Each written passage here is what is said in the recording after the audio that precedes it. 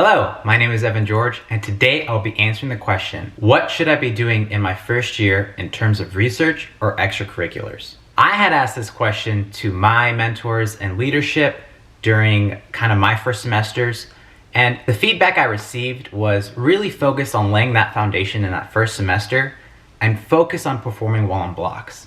The reason is, the way you perform on blocks directly correlate to how you will perform on STEP. So my first semester, I really focused on doing well in my classes and kind of focusing on how can I improve in my fundamental medical knowledge. When I reached my blocks, I started doing a little or a few side projects here and there. And when I got to the summer of my first year, that's when I started to do kind of bigger projects. So what I'm going to talk about today is some of the smaller side projects that I kind of did in my second semester, first year, to maybe kind of stimulate or give you ideas about what side projects you might be pursuing or just want to do for fun. So let's just get into it. The first project that I did was the NMed movie project. So this kind of stems off of the fact that I am the social chair for the inaugural class for NMed. Both me and my roommate are the social chairs for NMed, and we put on events and different activities for the class to kind of encourage community bonding. We were pretty successful, and then when COVID hit, we kind of changed our outlook to just doing virtual socials and gatherings, kind of virtual board game nights and such. And it's been pretty successful, but one of the bummers that we kind of had due to COVID was that we didn't get to have our end of the year ball. And what I did to kind of compensate for that a little bit was I kind of put together a visual photo album of the different Snapchat videos, pictures, recordings that I made on this camera of our class doing random activities and shenanigans. So this project will never kind of be on YouTube for the public eye to see. It's mainly only for my classmates and for their viewing only. And I do have like random skits that I record that are very mildly funny or just interesting to watch. And with the permission of my wonderful classmate, Drew Levy, I will show you one skit that I made for this movie. So take a look.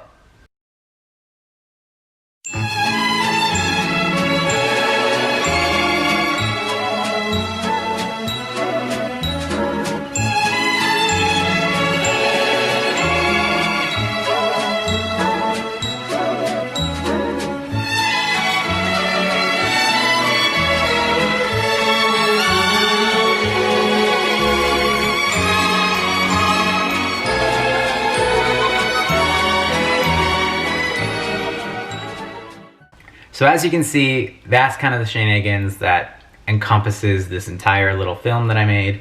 It's just a compilation of different clips and funny moments of our class.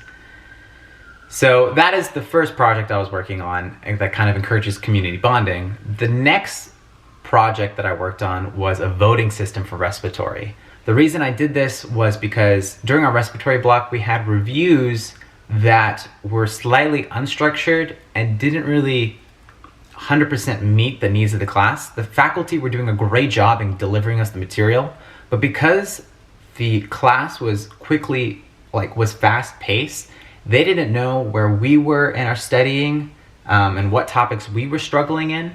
So I made a voting system to kind of help compensate that problem. So playing this clip to kind of show you how it works. So this is my voting project that I did for the respiratory block.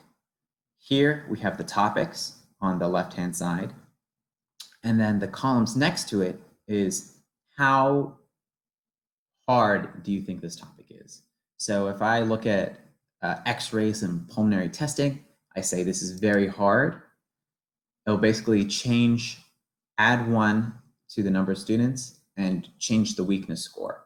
As you can see, these are color-coded, so as people vote, the colors change. Red means a high number. So if we look at number of students, we can see that red means a high number of students has voted for that topic.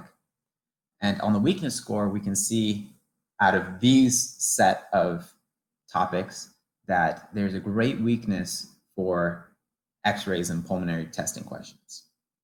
So we were able to use this to kind of structure our reviews a little bit more to kind of meet student needs.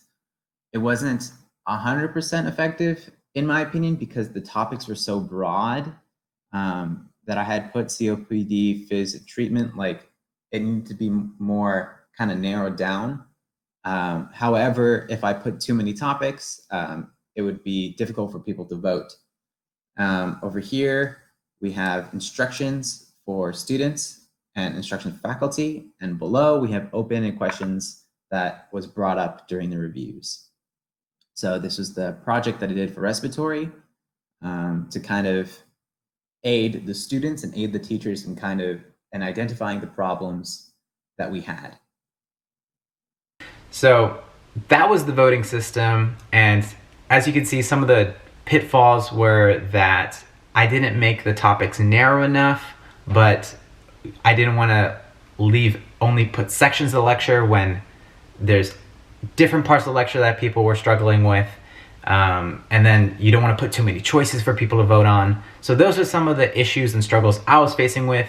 If you have a better way to approach this problem, please put it in the comments below and let me know on how I can improve. And for my last project, when COVID had hit, we came back from our spring break, and that's when it was quarantine season for the NMed program, right? So we were doing our classes at home, taking tests at home, and one of the things that I had done was I had asked leadership different ways that I could volunteer, and they gave me and my classmate, Brendan D'Souza, an opportunity to shadow and volunteer in the command center at Houston Methodist. This was a great opportunity to kind of see how leadership makes decisions on tackling problems during a crisis.